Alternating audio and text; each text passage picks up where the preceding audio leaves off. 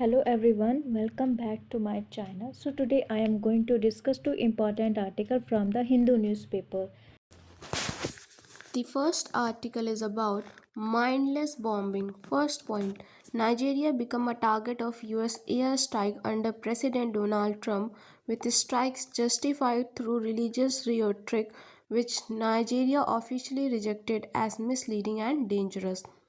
Nigeria president Donald Trump के under US air strikes का target बना, जिसमें स्ट्राइक्स को रिलीजियस रिहोट्रिक से जस्टिफाई किया गया है, जिसे नाइजीरिया ने मिसलीडिंग और डेंजरस बोलकर रिजेक्ट किया है. Second point, Trump claimed that Christians in Nigeria were facing genocide and allegation denied by the Nigerian government, highlighting the politicians of religion in international security discourse. Trump ने claim किया है कि Nigeria में Christians genocide face कर रहे हैं, एक allegation जिसे नाइजीरियन गवर्नमेंट ने डिनाई किया है, highlighting the politicians of religion in international security discourse. Third point, the US reportedly targeted alleged Islamic State camps in Sokoto, but such military actions risk oversimplifying Nigeria's complex internal security challenges. US ने reportedly scoto में allied Islamic state camps को target किया है, लेकिन ऐसे military actions Nigeria के complex international security challenges को over simplify करने का रिस्क लेते हैं. Fourth point, Nigeria's conflict is not purely religious. Islamist violence has affected both Muslims and Christians, with Muslims being the primary victims in northern Nigeria. Point four से कि Nigeria का conflict सिर्फ religious नहीं है, Islamist violence ने Muslims और Christians दोनों को अफेक्ट किया है, जिसमें नॉर्थन नाइजीरिया में मुस्लिम्स प्राइमरी विक्टिम्स हैं. Fifth point, the rise of Boko हराम and ISWAP is rooted in structural issues such as weak state institutions, porous borders, arms proliferation and governance failures in the Lag Chad region. Boko Haram और ISWAP का rise structural issue जैसे weak state institutions, porous borders, arms proliferation और Lake Chad region में governance failures की वजह से हुआ है. Sixth point, external military intervention including NATO's 2011 Libya intervention disestablished West Africa by spreading weapons and fighters across the Sahel.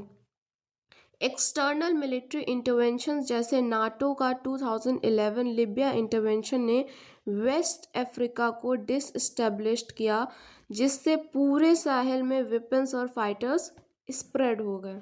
Seventh point, a purely militaristic approach versus insecurity by fueling radicalisation, strengthening jihadist requirement and undermining local peace building efforts. सिर्फ military approach से insecurity बढ़ती है, लोगों को radiance बनाती है, जहादिस्ट requirements बढ़ाता है और लोकल जो पीस बनाने के एफर्ट्स को वीकन करता है. एथ point, Africa requires a coherent regional counter-terrorism strategy focused on state capacity building, local cooperation and facilitation rather than aggressive foreign military intervention.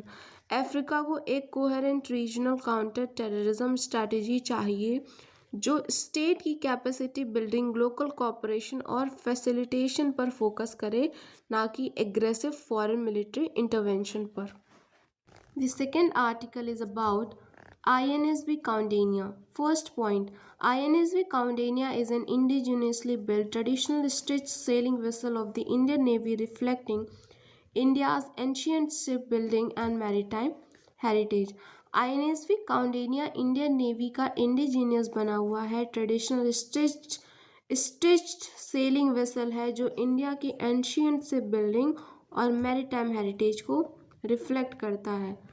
Second point, the vessel embarked on its maiden overseas voyage from Port Blair Porbandar, India to Muscat, Oman, retracing historic maritime trade routes across the Indian Ocean.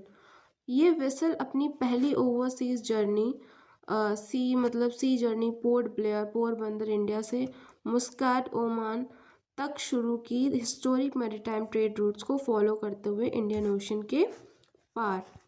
Third point, stitch shipbuilding uses coir rope and wooden planks instead of metal nails, a technique practiced in India for centuries, especially along the western coast.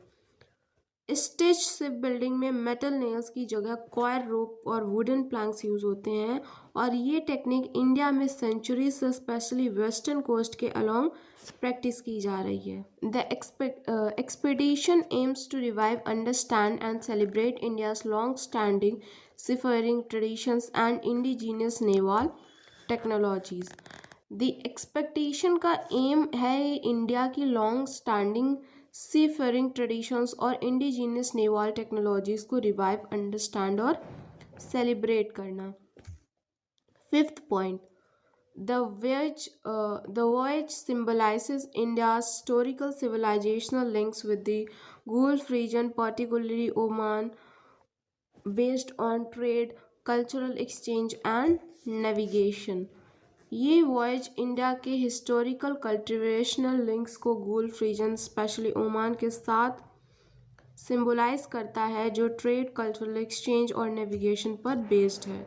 Sixth point, the expedition strengthens bilateral relations between India and Oman by reinforcing shared maritime history and people-to-people ties.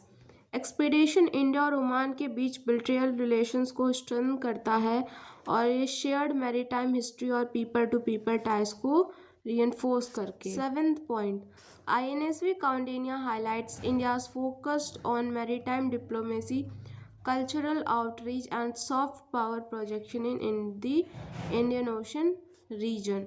Seventh point कह रहा है कि INSV Kaundinya India का focused maritime diplomacy, cultural outreach और Indian Ocean region में soft power दिखाने में, show करने में हेल्प करता है। Eight point, the initiative alliance with India's broader maritime vision including Sagar, blue economy and recognition of India as an ancient maritime civilisation.